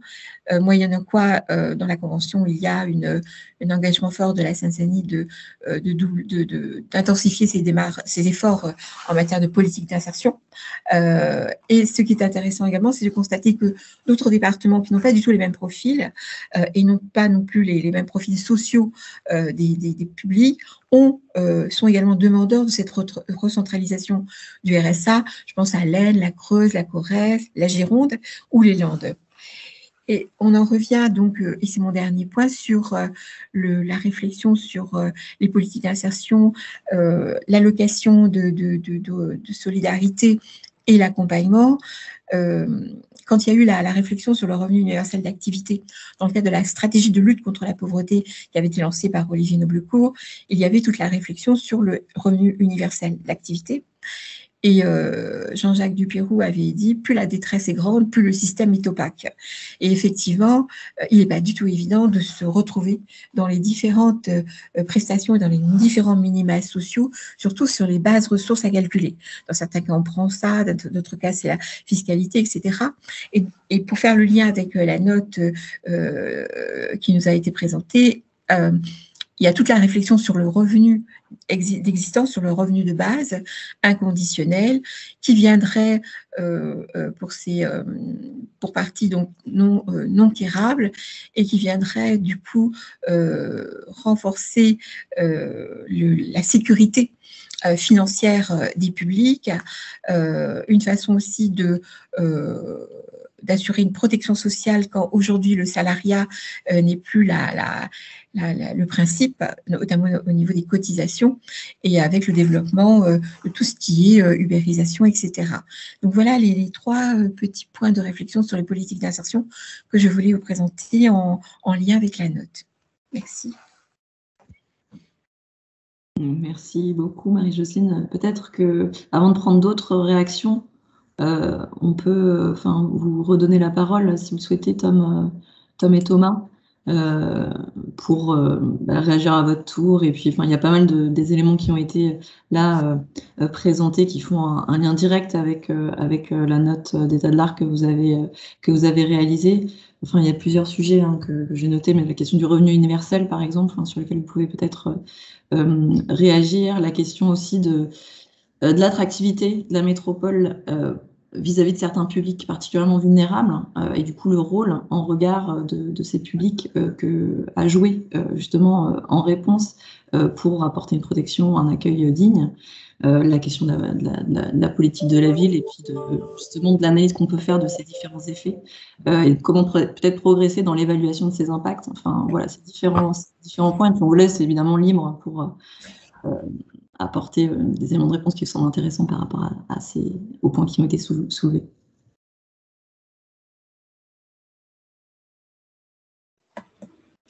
Ouais, merci. N'hésitez pas à me faire signe si vous ne m'entendez pas ou si ça ressaute. Merci beaucoup pour ces 3 interventions. C'est vraiment de très bonnes remarques, très bonnes questions qui poussent cette note du milieu académique vers un peu les dispositifs en soi sur lesquels vous êtes plus pertinents que nous. Et merci parce que ça met en évidence en fait parfois les débats qu'on a évoqués peut-être un petit peu rapidement. Souvent ces doubles facettes. Donc je commence par les remarques de Vanessa Benoît. Merci beaucoup. Je trouve que c'est un très bon résumé des enjeux de métropolisation, du rôle joué par la métropole, vous parlez de fonction, en tout cas des dynamiques qu'on retrouve avec d'un côté cette métropole qui en fait pourrait être vue comme broyant des trajectoires, comme ne donnant pas accès à tous les publics et comme concentrant la pauvreté et les inégalités, ce qui n'est pas complètement la même chose. Et j'ai bien aimé donc votre idée selon laquelle il y a la métropole attire, oui. Ça dépend aussi des échelles que l'on regarde, sur Paris par exemple et sa première couronne et la région, mais et d'un autre côté une métropole hospitalière. Donc c'est ce débat, il y a beaucoup de travaux sur effectivement d'un côté l'hospitalité, notamment les solidarités du proche que vous avez évoqué, la densité en fait sociale qui permet ce genre de solidarité, les acteurs également associatifs, non gouvernementaux, plus ou moins grands, et également les collectivités locales. Donc ici on parle de Paris, la ville de Paris qui a un arsenal, qui a développé un arsenal d'intervention, un certain nombre de politiques publiques qui produisent beaucoup de ces éléments d'hospitalité, et en même temps cette métropole qui là aussi tous les travaux le monde, qui soit rend anonyme, qui disperse des ressources et qui produit des inégalités qui en fait engendrent des cycles pervers. Donc il y a ces deux aspects-là. Et en même temps, je trouve que vous avez bien évoqué aussi les enjeux multiniveaux, c'est-à-dire les villes. Prenons la ville de Paris, fait ce qu'elle peut jusqu'à un certain point en fonction de ses compétences, des dispositifs d'action. Et d'un autre côté, l'État aussi a son rôle à jouer. Et en fait, sur les nouvelles formes de précarité, même sur les enjeux évoqués par Tom, sur l'enjeu des plateformes, sur la précarité dans l'emploi, le développement de ces nouveaux interstices de pauvreté et d'inégalité. Les villes ont des rôles à jouer, on le voit bien la ville de Paris sur la question des plateformes par exemple, et de notre côté l'État est parfois suiveur, parfois ensuite produit des effets de mimétisme pour les autres villes. Donc là, moi je trouve que vous avez très bien résumé la question et je trouve, et également aussi vous avez évoqué les chiffres de la solidarité qui montrent bien aussi un autre enjeu, ça me permet de faire la transition sur la difficulté que l'on a à produire des données, des statistiques aussi. Lorsque l'on en est à demander à des citoyens d'aider à produire des statistiques, c'est qu'il y a aussi un enjeu en fait à produire de la connaissance, et là aussi Monsieur Roquin et Madame Hérault ont évoqué la question de la production de données et de la visibilité des enjeux de non-recours, ce qui est aussi un enjeu très important en sociologie de l'action publique depuis les années 90. C'est pour ça que les sociologues se sont beaucoup intéressés à ça. Il y a des moyens d'objectiver des phénomènes, de les expliquer, mais avoir une vision exhaustive, c'est assez difficile. Donc merci beaucoup Vanessa. Je voulais aussi répondre, merci beaucoup Olivier Rouquin pour ces interventions qui sont des points très importants. Là aussi, je ne peux pas répondre à tous les enjeux, mais effectivement, il y a quand même un point qu'il ne faut pas oublier dans tous les débats sur la fracture territoriale, sur les fractures territoriales, la France périphérique, etc. La pauvreté et la très grande pauvreté se situent dans les villes et les inégalités s'exacerbent dans les villes, notamment les quartiers. Ça dépend des échelles, encore une fois, que l'on regarde. Les quartiers politiques de la ville ont un rôle à jouer. Et donc, il ne faut pas oublier ça. Et c'est pour ça que les débats sont parfois un peu détournés. Ça ne veut pas dire qu'il n'y a pas de pauvreté ailleurs que dans les villes. Mais lorsqu'on regarde, par exemple, Paris, puisqu'on est en train de parler de Paris, il ne faut pas l'oublier. Effectivement, une grande partie de la population ne renvoie pas à cette image que l'on aurait du Paris contre le reste de la France. Donc, merci pour d'avoir noté ça. Alors, il y a un point très important que vous mentionnez. Et je peux évoquer le cas d'autres villes, notamment d'autres villes moyennes, c'est celui de la gentrification, ou en tout cas parfois embourgeoisement, ou du changement social dans ces quartiers-là. Alors, vous l'avez noté dans la note, à la présentation, on a bien montré qu'il y avait des débats sur la question de la gentrification. Certains chercheurs à Paris disent qu'il n'y a plus de gentrification, c'est de l'embourgeoisement. Les quartiers très riches continuent à s'enrichir, les quartiers très pauvres continuent soit à être stables, soit à s'appauvrir. Donc je suis plutôt d'accord avec vous. Alors, sur la question de la gentrification, je vais vous proposer un regard peut-être rennais, parce que je suis à Rennes, et je travaille un des doctorants, qui s'appelle Pierre Burban, qui travaille à l'Audiard, à l'agence d'urbanisme de la ville de Rennes, et il travaille sur ces sujets-là, sur les mobilités résidentielles, en fait, dans ces quartiers-là. Et il est confronté précisément à ce que vous évoquez, sur la difficulté de produire des données, puisqu'en fait, les statistiques sont accrochées au logement, et donc les ménages, on ne peut pas les suivre. Et donc lui, il a développé un dispositif d'enquête sur lequel, de méthode mixte, pour essayer de suivre en fait ces ménages et de répondre précisément à ces questions. Peut-être qu'il vous a déjà contacté, je ne sais plus, mais en tout cas, il y a aussi ici un enjeu. Et alors, on peut commencer en fait à développer des travaux en croisant des échelles où on peut suivre ces ménages-là et essayer de réfléchir sur, en fait, les quartiers changent. Donc, on peut avoir des photographies, on a beau les faire de façon assez régulière, mais en fait, les ménages, où vont-ils? Donc, vous disiez, c'est peut-être bon signe en fait que ces quartiers restent avec ces statistiques-là, mais les ménages, est-ce qu'ils sortent? La question, c'est quels sont les effets sur les trajectoires des ménages? Donc, il vous en dira plus dans quelques temps. Et sur la question de la gentrification, ici à Rennes se pose explicitement cette question de comment faire pour produire de la mixité sans gentrifier. Donc, en fait, c'est un peu en miroir de ce que vous évoquez, c'est assez intéressant de voir que là aussi, les enjeux de mixité sociale ont produit beaucoup d'effets sur les acteurs locaux. Dernier petit point sur l'intervention de M. Roquin, sur la fragilité des liens et les institutions, mais là je pense que ça fera la transition avec Tom, qui est quand même a beaucoup travaillé sur cet enjeu-là. Et juste sur l'école, la prise de distance, là aussi, il faut essayer de penser à des choses larges. C'est pour ça la question des inégalités renvoie à beaucoup de domaines d'action publique, beaucoup de dynamiques qui ont changé au cours des dernières années. Et donc, c'est pas simplement en lien, à mon avis, avec la question de ces quartiers, de la pauvreté ou autre, mais aussi de la confiance dans les institutions au sens large, notamment avec l'école. Les dernières enquêtes, 2020-2021, au-delà de l'école, ont bien montré en fait que cette question du rattachement aux institutions est aussi liée à la gestion du temps. Et donc, en fait, on retrouve ici des inégalités qui renvoient à différents types de capitaux économiques, culturels, mais aussi du temps. C'est-à-dire la gestion du temps. Tom a évoqué la question des enfants et de la garde d'enfants. En fait, produit un faisceau de facteurs qui peuvent produire soit en fait une confiance dans l'institution scolaire ou complètement une défiance, c'est-à-dire que les parents qui ont aussi la capacité de faire l'école à la maison, etc. On a parlé du numérique, ça n'a rien à voir en fait de gérer ces enjeux de confinement, on l'a bien montré, et la compétence temps, le capital temps à gérer, à mon avis, explique pas mal de choses sur les inégalités face à l'école post-Covid. Mais je laisse Tom répondre sur ces enjeux-là, mais merci beaucoup, c'est de très bonnes questions. Oui, Tom. Oui, bon, merci pour toutes ces remarques qui sont effectivement très riches. Thomas a déjà bien répondu. Je vais peut-être répondre sur deux enjeux relativement rapidement. Le premier enjeu, c'est sur l'enjeu de l'égalité des chances et du capital humain qui a été soulevé. Alors, c'est très, très important, hein. On le voit beaucoup dans la littérature sur l'État-providence et les inégalités, ce nouvel enjeu de l'investissement dans le capital humain pour combattre les inégalités et qui prend place souvent dans le cadre de ce qu'on appelle l'investissement social. L'investissement social, c'est cette perspective développée dans la littérature, mais aussi par les pouvoirs publics certaines fois, selon laquelle, pour lutter contre les inégalités, il faut investir dans le capital humain des individus aujourd'hui en raison de la transformation du marché du travail, de l'élévation du niveau de qualification dans les emplois, etc., etc.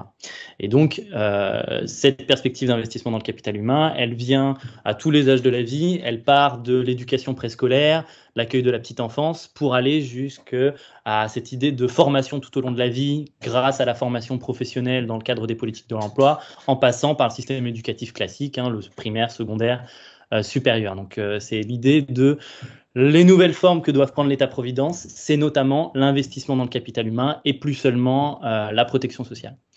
Néanmoins, il y a un gros débat sur le sujet dans la littérature, parce qu'en gros, il y en a qui vont dire oui, mais si on fait que de l'investissement dans le capital humain, en réalité, on traite éventuellement au mieux de ce que vous dites, c'est-à-dire de ce qui a été soulevé, c'est-à-dire l'enjeu de l'égalité des chances, qui est un autre mot pour dire l'enjeu de la mobilité sociale, c'est-à-dire votre place dans la stratification sociale comparée à la place qu'avaient vos parents, et que du coup, l'investissement dans le capital humain peut avoir un effet sur cet enjeu-là. Mais il y en a d'autres qui disent, oui, mais du coup, lutter contre les inégalités, en fait, ça ne suffira pas, cette approche, parce que c'est uniquement l'enjeu de la mobilité sociale, mais ça ne traite pas de l'enjeu, de l'ampleur des inégalités sociales, de conditions de vie. Ouais, et donc, il y a un gros débat sur le sujet. Et en gros, ce qui ressort, c'est que cet enjeu de l'investissement dans le capital humain, de l'investissement social, elle a deux formes. Elle a la forme typiquement troisième voie blairiste qui a été développée dans les années 90 au Royaume-Uni, qui est on investit tout dans l'éducation en laissant de côté la protection sociale. Et en fait, ce qu'on voit, c'est que ça ne réduit pas les inégalités parce que du coup, on n'agit pas sur les inégalités de conditions. Et comme je disais, en réalité, les enjeux de mobilité sociale dépendent de l'ampleur des inégalités de conditions de vie. Si vous avez des conditions de vie trop fortes, vous pourrez faire tout ce que vous voulez en termes d'éducation. De toute façon, ça ne changera rien en termes de mobilité sociale. Tout simplement parce que quand vous faites des investissements en termes de capital humain, les enjeux matériels sont importants. Un exemple très, très simple, si vous êtes un enfant et que vous êtes dans le secondaire, par exemple, vous pourrez faire tout ce que vous voudrez à l'école, sur ce qui se passe à l'école. Mais si l'enfant est dans un logement surpeuplé, de mauvaise qualité, avec ses 3 frères et sœurs dans la même chambre sans espace de travail, ça ne changera rien sur sa réussite scolaire. Voilà, donc l'enjeu des inégalités de conditions de vie sont tout aussi importantes. Et donc la deuxième possibilité, c'est l'investissement social tel qu'il a été développé dans les pays nordiques, qui est on agit toujours avec les deux piliers que sont d'un côté, investissement dans le capital humain. Donc, dans ces pays-là, il y a vraiment l'importance du système éducatif, mais aussi l'importance de la formation tout au long de la vie, des politiques de l'emploi avec l'importance de la formation professionnelle. C'est eux qui inventent dans les années 50 l'importance de la formation professionnelle dans le cadre des politiques de l'emploi pour reformer les individus, pour leur permettre d'accéder à de nouveaux emplois, mais couplé toujours avec l'importance de la protection sociale. Il faut toujours avoir de la protection sociale parce que c'est ça qui agit en réalité sur les conditions de vie, en tout cas à court terme. Voilà. Ça, c'est un peu l'enjeu sur le capital humain et l'égalité. Deuxième enjeu, donc ça recouvre un peu plusieurs points qui ont été soulevés sur quelles sont les nouvelles formes aussi de protection sociale liées aux nouvelles formes de précarité. Et là, c'est l'enjeu donc plus protection sociale, donc politique sociale, quelles sont les nouvelles formes qu'on peut imaginer par rapport aux nouvelles figures, aux nouveaux profils des individus précaires. Donc on l'a mentionné, c'est les individus d'origine étrangère, les familles monoparentales, les individus peu qualifiés, les jeunes en général, qu'ils soient peu qualifiés ou qualifiés. Ça a été souligné pour les entrées dans le RSA, qu'il y a eu beaucoup de qualifiés, de sortants d'enseignement supérieur qui étaient dans les nouvelles entrées RSA. C'est ce qu'on retrouve aussi sur la métropole de Rennes. Donc les moins de 30 ans sortant de l'enseignement supérieur qui ont été donc de gros demandeurs du RSA. Donc c'est un des nouveaux profils, par exemple, demandeurs de nouvelles protections sociales. Et là, l'enjeu, c'est du coup quel soutien aux revenus. Et j'utilise soutien aux revenus, l'expression à dessein, parce que ce soutien aux revenus, il peut recouvrir plein d'instruments d'action publique. Il peut recouvrir les enjeux de revenu minimum, par exemple donc l'accès au RSA, mais pas seulement. Il peut recouvrir aussi les enjeux de prestations chômage. Et les prestations chômage, elles peuvent avoir deux formes. Elles peuvent avoir la forme contributive, classique de l'assurance chômage française. Vous recevez une prestation qui dépend de votre cotisation passée et de votre présence passée sur le marché du travail. Mais ça peut aussi être des prestations chômage qui ne dépendent pas de votre présence passée sur le marché du travail. Voilà, c'est ce qu'on appelle souvent l'assistance chômage et pas l'assurance chômage. Sauf que ce type de prestation est très très importante pour couvrir du coup ces nouveaux profils de chômeurs. Ces nouveaux profils de chômeurs qui n'ont pas assez cotisé, donc c'est-à-dire les jeunes, puisqu'ils rentrent dans le chômage et dans la vie active, donc ils n'ont pas cotisé par définition, ou d'autres profils, des profils inactifs par exemple parce qu'ils s'occupaient de leur enfant ou de leurs parents malades, qui rentrent ensuite sur le marché du travail, qui se retrouvent au chômage mais qui n'ont pas cotisé. Et du coup, voilà. Et donc dans plusieurs pays, on développe ce type de prestations chômage bien particulières qui sont plus efficaces, donc l'assistance chômage, plus efficace potentiellement que le revenu minimum parce que les montants sont un peu plus élevés, mais qui ne dépendent pas des cotisations passées. Or, c'est typiquement le type de prestation qu'on n'a pratiquement pas en France. En France, ce serait l'ASS, l'allocation de solidarité spécifique, mais les critères sont tellement restrictifs que pratiquement, il y a très peu de gens qui en bénéficient. Et du coup, c'est typiquement une voie qui serait possible pour couvrir ces situations-là, ou d'ouvrir les prestations chômage en général en rendant les critères de cotisation passée beaucoup moins formants. C'est pas le sens actuel, puisque la réforme récente ne va pas dans ce sens-là. Mais par exemple, c'est ce qui a été fait au Danemark. Au Danemark, désormais, pour accéder aux prestations chômage, c'est plus les cotisations passées, c'est le revenu de diplôme uniquement.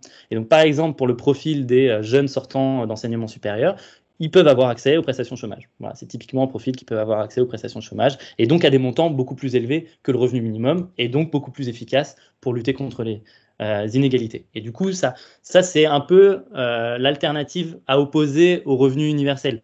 L'enjeu du revenu universel, c'est... Moi, je suis pas particulièrement pour. Mais pourquoi? Parce qu'en fait, quand on travaille sur les inégalités, tout ce que j'ai un peu essayé tout ce qu'on a essayé de vous montrer, c'est de dire que les inégalités, il faut beaucoup d'instruments différents, et notamment l'importance des services sociaux, des services publics. Or, le revenu universel, en fait, il y a un gros danger quand on en parle, c'est que le revenu universel coûte tellement cher, potentiellement, même à un niveau pas très élevé, même à un niveau de 500 €, si c'était vraiment un revenu universel, donc c'est-à-dire à tous les individus à partir d'un certain âge, mais qu'ils travaillent ou pas, qu'ils soient riches ou pas, ça coûterait tellement cher en termes de financement et de dépenses publiques, qu'il y aurait forcément des effets d'éviction, c'est-à-dire que cet argent-là ne serait pas mis dans d'autres instruments d'action publique qui, pour autant, seraient beaucoup plus efficaces pour lutter contre les inégalités, parce qu'on ne parle... Si on est un peu réaliste, on ne parle que d'un revenu universel de 500 €, 600 €. C'est pas suffisant pour lutter contre les inégalités de toute façon. Donc voilà, c'est un peu le problème du revenu universel. Il y a un peu cet enjeu financier qui fait que, en réalité, ça coûterait très cher pour un résultat en termes de lutte contre les inégalités pas forcément le plus efficace. Oui, merci pour ces éléments extrêmement clairs. Là, je vois qu'on arrive au bout de la séquence, et il y a 2 demandes d'intervention. Je suis vraiment désolée. Donc, Nicolas Garnier, merci d'être là. Je ne sais pas si vous nous entendez. Oui, je vous entends. Je vous en prie, allez-y. Bonjour à tout le monde. Très rapidement, du coup, mais beaucoup d'intérêt pour à la fois la présentation et puis les échanges. Particulièrement sur le dernier point, je dirais un petit mot sur le sujet du revenu, de la sécurisation. Vous présentez rapidement. Oui, pardon, oui, bien sûr. J'y venais en fait, de la situation financière. Je suis directeur général de la mission locale de Paris depuis quelques semaines, on va dire. Et puis ça fait un certain nombre d'années que je sévis sur le domaine de l'emploi et de l'insertion professionnelle en général. La mission locale de Paris, on a la vue, on va dire, sur 20 000 jeunes parisiennes et parisiens. On en accueille un peu moins de 10 000 tous les ans. Très rapidement, on a vu depuis 3 ou 4 ans, et particulièrement avec la crise Covid, une augmentation du niveau de qualification des jeunes qui fréquentent la mission locale, en tout cas, du niveau de qualification, du niveau de diplôme. C'est lié évidemment à la crise, je ne reviens pas sur tous ces sujets-là. C'est le qualificatif de la population qui nous accompagne qui bouge le plus en fait sur 3-4 ans. Pour le reste, les sujets d'hébergement, de nature d'hébergement, on ne bouge pas. Il y en a 1 sur 2 qui est hébergé chez ses parents. On a entre 15 et 20% d'hébergement précaire. Voilà, et puis après d'autres types d'hébergement, pardon. On l'a évoqué un peu quand on a échangé, on a évidemment un rôle de prévention, d'anticipation, avec la mise en place d'un certain nombre de politiques publiques. On parlait de l'obligation de formation, je ne vais peut-être pas détailler là du coup, mais l'idée là, c'est d'essayer de lutter contre les inégalités le plus tôt possible, même si c'est un des points que je voulais soulever, la question de la prévention du décrochage scolaire, elle est plus complexe qu'il n'y paraît, pour tout un tas de raisons, mais y compris parce que certains considèrent que évoquer le décrochage scolaire, ça peut avoir un côté auto-prédictif. Voilà, je ne vais pas développer parce que on n'a pas beaucoup de temps. Juste vous dire qu'on a fait une étude pendant le second confinement sur la santé mentale des jeunes, sur un peu plus de 800 jeunes. On a constaté, moi j'ai 2 chiffres en tête, que près d'1 sur 2 évoquaient une situation soit de dépression, de stress ou d'angoisse. et plus près d'1 sur 2, je crois que c'était 40% de mémoire, disaient ne consommer qu'un repas par jour. Voilà, c'est juste 2 indicateurs santé mentale et pas que mentale, du coup, sur les repas qu'on a pu mesurer.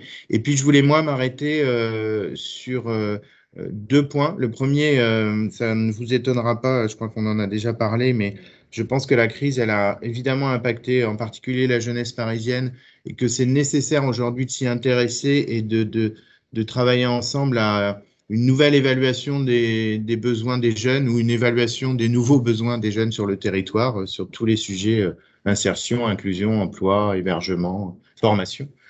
Et puis, m'arrêter 2 minutes, c'est autant une question enfin, c'est en tout cas une réflexion sur le lien entre le revenu, la réduction des inégalités, on en a pas mal entendu parler là, et le sujet de l'engagement des jeunes et de la motivation.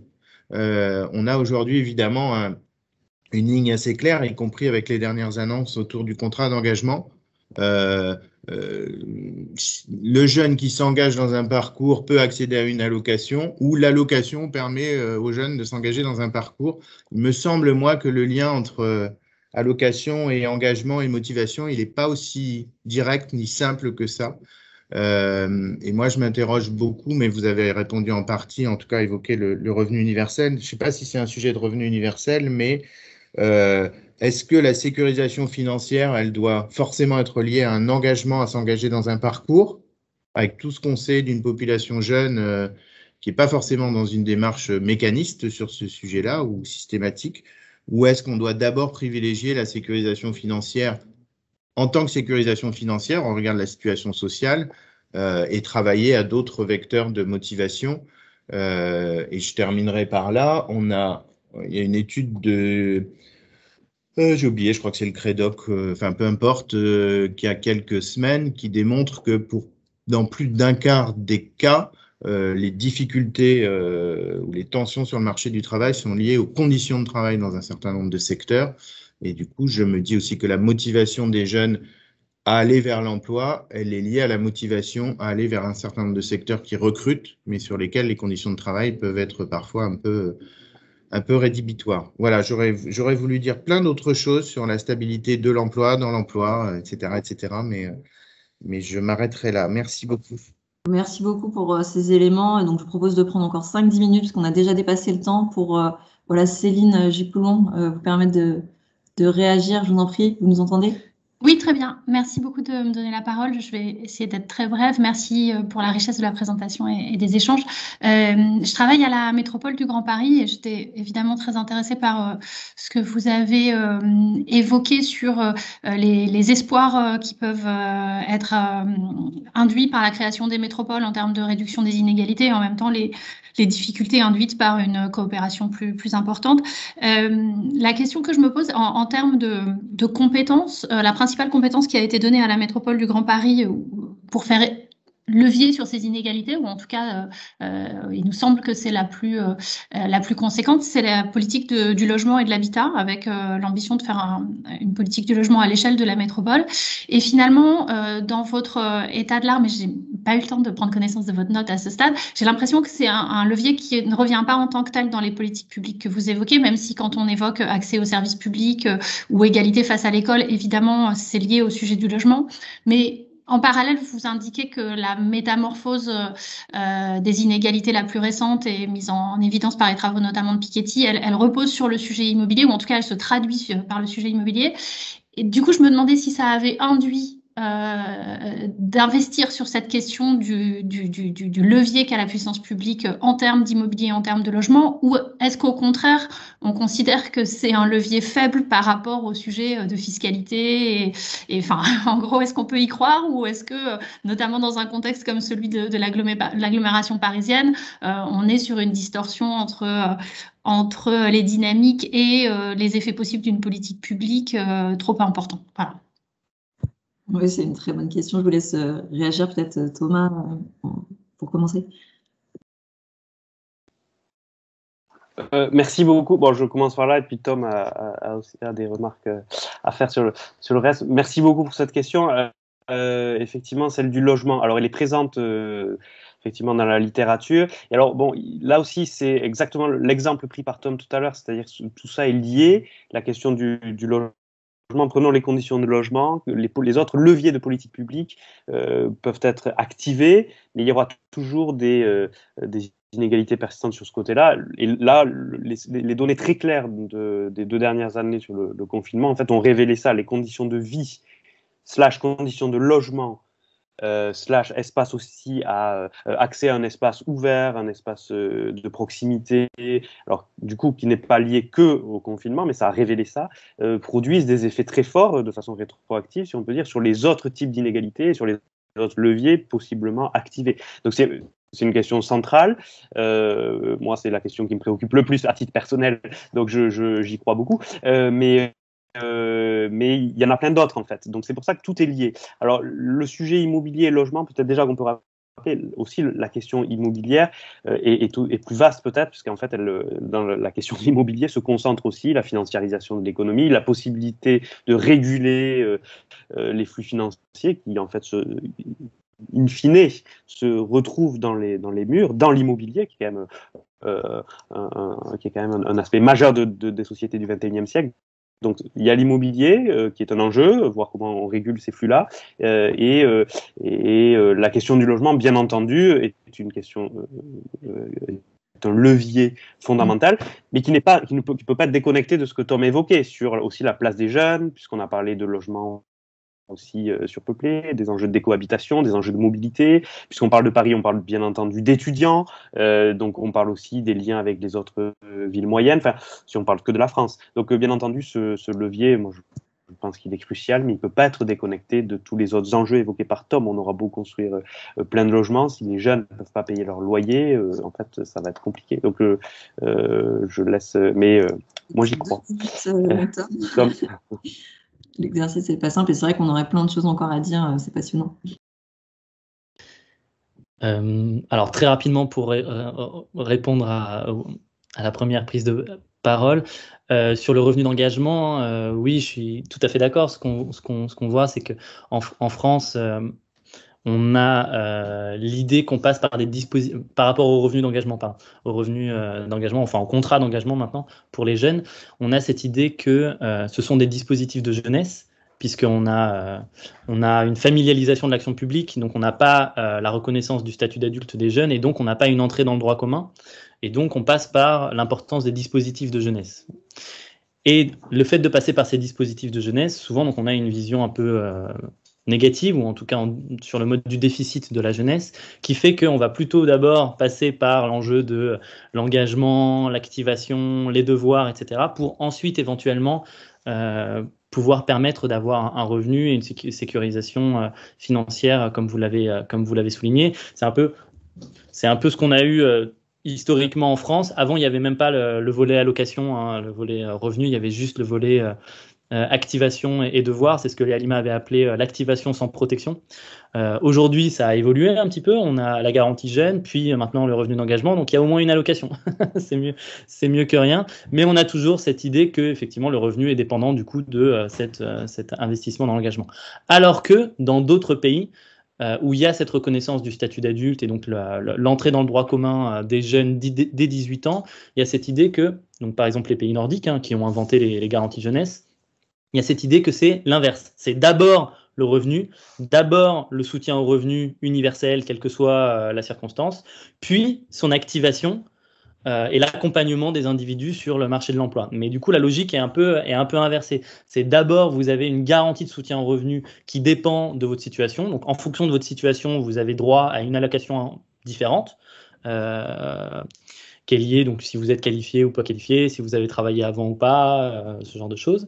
Et ensuite, vous avez une activation qui dépend de votre situation. Donc, ça veut dire que vous avez un accompagnement vers l'emploi, mais là, ça peut passer par, on vous remet vers de la formation professionnelle, ou alors on vous incite à reprendre l'enseignement supérieur, ou alors c'est plutôt, on vous met en situation professionnelle. Voilà, les modes d'accompagnement vers l'emploi diffèrent, sont individualisés et dépendent des situations. Mais du coup, la logique est inversée par rapport à la France. Donc, vous avez raison, du point de vue de la sécurisation des parcours, c'est beaucoup plus efficace parce que notamment pour les plus éloignés de l'emploi, il y a ce qu'on appelle les freins périphériques à l'emploi. Et les freins périphériques à l'emploi, ça met du temps. Ça met du temps à disparaître. Tous les enjeux de santé, de logement, de mode de garde, etc. Donc, tous les enjeux qui sont au-delà de la recherche de l'emploi proprement dite, ça met du temps à disparaître pour permettre le retour à l'emploi. Et donc, c'est là où la sécurisation devrait intervenir en premier. Donc, vous avez raison sur cet enjeu-là. Ensuite, très rapidement, pour parler des conditions de travail, oui, vous avez raison. En fait, en France, on a malheureusement en fait, un décalage entre la politique d'éducation et la politique du marché du travail et du type d'emploi qu'on promeut sur le marché du travail, qui fait en fait un décalage. En gros, ça veut dire quoi? Ça veut dire que sur la politique d'éducation, il y a cette idée malgré tout, malgré le sous-investissement dans certaines parties du secteur du système éducatif, il y a cette idée qu'il faut développer l'éducation, qu'il faut former de plus en plus d'individus en raison du nouveau contexte économique, pour lutter contre les inégalités des chances, etc., etc. Donc, la scolarisation des individus augmente progressivement avec le temps en France, ce qui est plutôt positif d'une certaine façon, c'est de l'investissement social, etc. Néanmoins, le problème, c'est que c'est en décalage avec les politiques publiques qui sont mises en place sur le marché du travail. Donc, par exemple, en France, la politique de l'emploi, elle se focalise sur le coût du travail, pardon. C'est-à-dire qu'en gros, on va essayer de réduire le coût du travail pour développer de l'emploi. Donc, on va faire, par exemple, des subventions aux entreprises, on va faire des exonérations de cotisations sociales autour du SMIC. Voilà, c'est vraiment quelque chose d'assez classique qu'on a toujours fait depuis les années 70 en France, mais qui, du coup, sur le temps long, c'est un peu les travaux qui ont été, par exemple, faits par Clément Carbonnier ou Philippe Ashkenazi, ça a déformé la structure des emplois en promouvant les emplois peu qualifiés. Et donc, du coup, on a un décalage pour tous ces jeunes qualifiés qui vont de plus en plus dans l'enseignement supérieur. Et une fois qu'ils vont sur le marché du travail, on a un décalage complet avec les possibilités et l'offre d'emplois qualifiés qu'ils trouvent sur le marché du travail. D'autant plus que les emplois qualifiés sont souvent sur le marché primaire du travail, qui est un marché qui est plutôt réservé à ceux qui sont déjà là depuis longtemps, c'est-à-dire les plus âgés. Et donc, quand vous êtes un jeune nouvel entrant sur le marché du travail, vous vous retrouvez sur le marché secondaire, donc les emplois précaires, dont le niveau de qualification est plus bas et donc les conditions de travail sont problématiques, etc. Et donc, forcément, on a les enjeux que vous mentionnez, et dont on parle un peu dans le débat public, c'est on a des emplois, mais personne ne les veut. Personne ne les veut parce qu'en fait, ils sont de mauvaise qualité, ils sont peu qualifiés, ils sont en décalage complet en fait avec le niveau de qualification de la population. Voilà. Très bonne journée à tous. Merci encore pour les échanges. Merci beaucoup. Bonne journée.